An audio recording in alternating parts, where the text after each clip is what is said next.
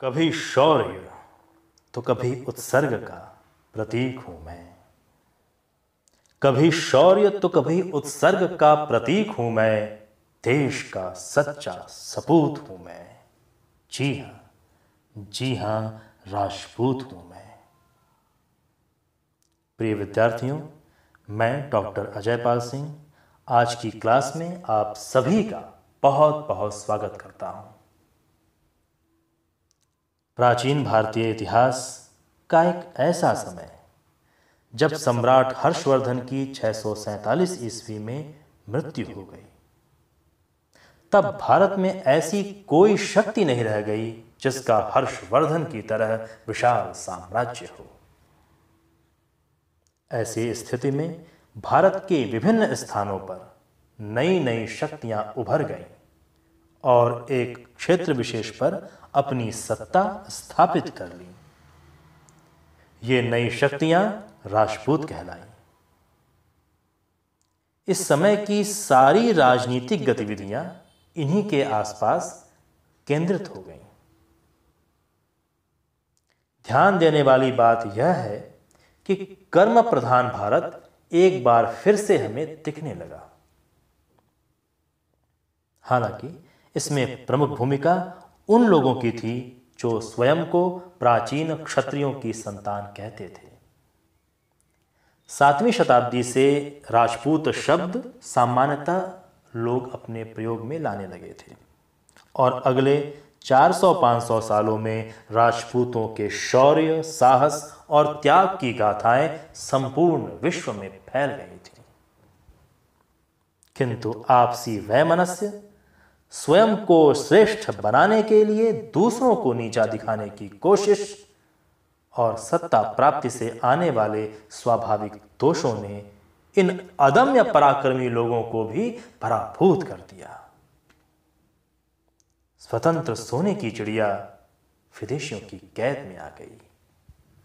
हमारा देश गुलाम हो गया। भारत के बड़े भूभाग पर 1206 ईस्वी में गुलाम वंश का आधिपत्य स्थापित हो गया और प्राचीन भारत के इतिहास में 7वीं शताब्दी से शुरू माना जाने वाला शौर्य और बलिदान की कहानियों से भरा राजपूत काल 12वीं सदी के बाद समाप्त सा हो गया। प्रिय विद्यार्थियों, आज की क्लास में हम बीए प्रथम वर्ष इतिहास विषय के चौथे यूनिट के दूसरे टॉपिक से जुड़ी जानकारियां प्राप्त कर रहे हैं। क्लास के पहले पार्ट में हम राजपूतों की उत्पत्ति को लेकर विभिन्न विद्वानों के विचारों को जानेंगे और स्वयं यह विचार करेंगे कि इन सब के पीछे सच्चाई क्या हो सकती है। साथ ही यह जानेंगे कि तत्कालीन समय में प्रमुख राजपूत राजवंश कौन कौन से थे।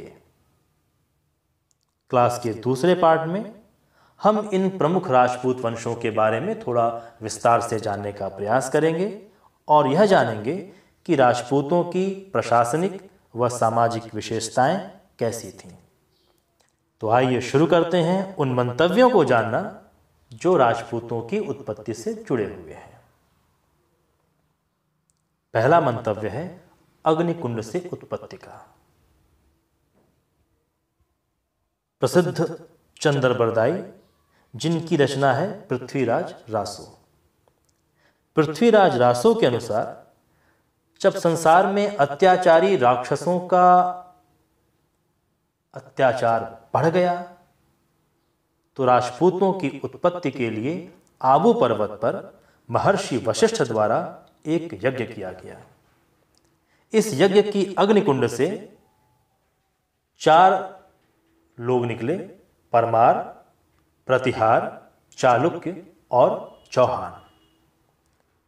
पार्जिटर व आसोपा जैसे विद्वान इस मत को मानते हैं।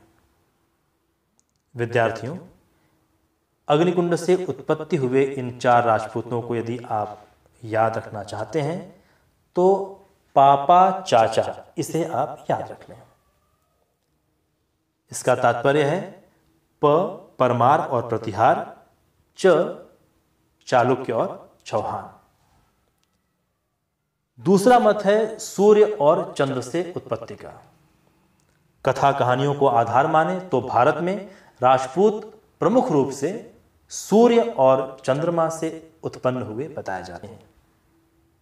सूर्यवंशीय श्री राम और चंद्रवंशीय कौरव पांडव का उदाहरण दिया जाता है। यह क्रम आज भी लोग अपने हृदय में बसाए हुए हैं। रामायण और महाभारत में आपने इन वंशों को अवश्य सुना होगा।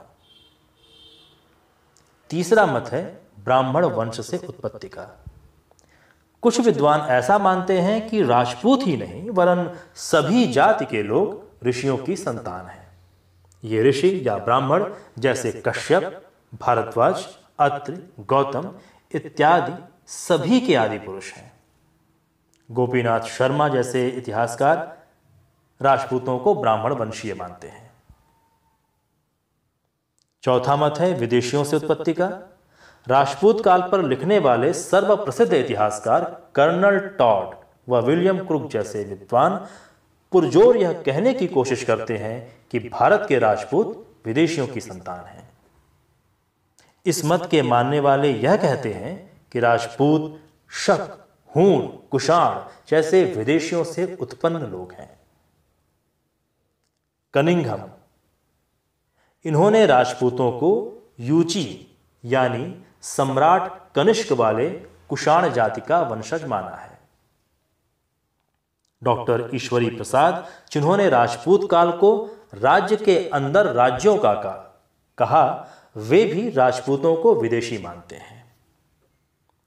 इन विचारों के आधार पर हम कह सकते हैं कि राजपूतों की तरह गुण रखने वाले और जिसका अन्न जल ग्रहण कर रहे हैं उस देश से प्रेम करने का कारण ये विदेशी ही धीरे धीरे भारतीय समाज में इस कदर मिल खप गए कि पूरी तरह यहीं के हो गए। यहां की संस्कृति को आत्मसात कर लिया और राजपूत कहलाने लगे। एक अन्य मत है मिश्रित जाति से उत्पत्ति का। वी.ए. स्मिथ के अनुसार भारत के राजपूत किसी एक जाति से नहीं वरन विभिन्न जातियों का मिलाजुला स्वरूप है। वी.डी. चट्टोपाध्याय भी राजपूतों को सामाजिक आर्थिक प्रक्रिया की उपज मानते हैं।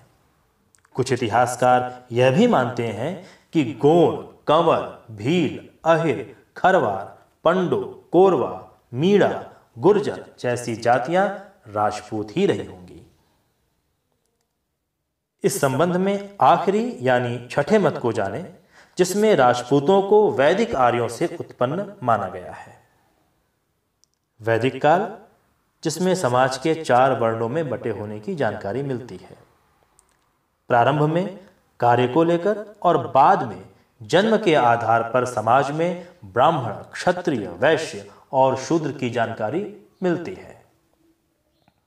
ऐसा माना जाता है कि राजपूत प्राचीन क्षत्रियों की ही संतान है। वेदों में क्षत्रियों के लिए राजन्य शब्द का प्रयोग मिलता है। इन तमाम मतों के विश्लेषण के लिए कुछ अन्य बातों को जानना भी उचित होगा। यह ध्यान रखें कि 12वीं सदी में रचित कल्हण की राज तरंगिणी, जिसे हम प्राचीन भारत की प्रथम इतिहासपरक किताब मानते हैं, में राजपुत्र शब्द का प्रयोग भूस्वामियों के लिए किया गया है। विश्व की प्रथम रचना साहित्य ऋग्वेद में लिखा गया है,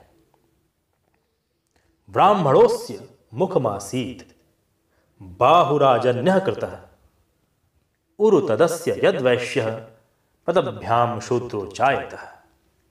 अर्थात एक ही विराट पुरुष के विभिन्न अंगों से उत्पन्न होने की बात कर्मों की भिन्नता के आधार पर लोगों का परिचय देती है।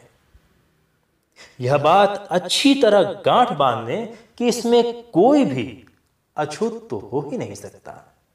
किसी की भी भूमिका कम मानी ही नहीं जा सकती। सभी एक शरीर के लिए अत्यावश्यक है। इस श्लोक की दुहाई देने वाले भी सुन लें कि एक ही शरीर का कोई भी अंग अछूत कैसे हो सकता है। महाकवि कालिदास ने क्षत्रिय शब्द का अर्थ बताते हुए अत्यंत प्रसिद्ध महाकाव्य रघुवंशम में लिखा है कि क्षतात्रायत किल इत्युदग्रह क्षत्रस्य शब्दो भुवनेषु रूढ़, अर्थात समाज को क्षति से बचाए वह क्षत्रिय है। यदि हम अपनी मान्यताओं पर गौर करें तो सतयुग में राजा हरिश्चंद्र, जिनके चारित्रिक यश का परिणाम ही था कि कलयुग में एक सामान्य गांधी महात्मा गांधी बन गए। त्रेता युग में रामायण के नायक श्री राम के चरित्र की श्रेष्ठता ने उन्हें जन जन के हृदय में बसा दिया। द्वापर युग में चक्रवर्ती सम्राट भरत के नाम पर तो हम स्वयं को भारतीय कहलाने पर गर्व करते ही हैं। कलयुग में भी बप्पा रावल, सम्राट विक्रमादित्य, पृथ्वीराज चौहान, महाराणा प्रताप, छत्रसाल, शिवाजी महाराज जैसे क्षत्रिय सदैव हमें प्रेरणा देते हैं। महात्मा बुद्ध और महावीर स्वामी जैसे क्षत्रियों ने तो स्वयं को भगवान तुल्य बना दिया। पन्नाधाय, रानी दिद्दा और पद्मावती जैसी महिलाओं ने भी अदम्य साहस का परिचय दिया है। जिस प्रकार प्रत्येक समाज में अच्छे और बुरे लोग होते हैं, उसी प्रकार राजपूत समाज में भी अच्छे व बुरे दोनों प्रकार के व्यक्तियों के उदाहरण मिलते हैं। किंतु इस संदर्भ में राजपूतों का इतिहास लिखने वाले सर्वप्रमुख इतिहासकार कर्नल टॉड का कथन उल्लेखनीय है, जिन्होंने राजपूतों का अत्यंत गहराई से अध्ययन विश्लेषण किया था। अपने शोध के आधार पर वे लिखते हैं कि प्रशंसा योग्य उत्साह, देशभक्ति, स्वामी भक्ति, सम्मान, आतिथ्य सत्कार और सरलता के गुण तो राजपूतों में बिना सोचे विचारे ही स्वीकार करने योग्य है। कुल मिलाकर यह माना जा सकता है कि राजपूत शब्द राजपुत्र का अपभ्रंश है। धीरे धीरे यह शब्द वर्ण व्यवस्था में क्षत्रियोचित कर्तव्य का निर्वहन करने वालों के लिए प्रयुक्त होने लगा, जिन्हें राजपूत कहा गया, अथवा जिन्होंने स्वयं को राजपूत माना वे भारतीय संस्कृति के अभिन्न हिस्सा थे अथवा बन गए। भारतीय परंपरा में जिन लोगों ने शौर्य, साहस, युद्ध कौशल व सत्ता संचालन किया, वे लोग राजपूत कहलाए। स्वाभाविक है कि समय समय पर तथाकथित जन्म और परिवेश से विभिन्न जाति के लोगों ने शासन किया अथवा उनमें सैन्य गुणों से सुसज्जित सहभागिता निभाई। ऐसे ही लोग राजपूत कहलाने लगे। 650 ईस्वी से लेकर 1200 ईस्वी तक उत्तर भारत में कई राजवंशों ने शासन किया, जिनमें प्रमुख हैं पाल वंश, चाहमान यानी चौहान वंश, चंदेल वंश, परमार वंश, गुर्जर प्रतिहार वंश, गहड़वाल वंश, चालुक्य वंश, कलचुरी वंश और ऐसे कई वंश थे। दक्षिण भारत के भी राजवंशों को हम जानेंगे, लेकिन वो अगला बिंदु होगा। प्रिय विद्यार्थियों, इनके विषय में हम अपने अगले वीडियो में जानेंगे। फिलहाल आप यह माने कि भारतीय इतिहास में राजपूत काल की अवधि भले ही 7वीं, कहीं कहीं 8वीं सदी भी मिलता है, से लेकर 12वीं सदी तक माना जाता है, किंतु राजपूतों की शौर्य गाथा उसके बाद भी चलती रही। छत्रसाल और मेवाड़ सूर्य महाराणा प्रताप को कौन नहीं जानता। अंत में पंडित श्याम नारायण पांडेय की कुछ पंक्तियां याद आ रही हैं कि चढ़ चेतक पर तलवार उठा रखता था भूतल पानी को, राणा प्रताप सिर काट काट करता था सफल जवानी को, करता था सफल जवानी को।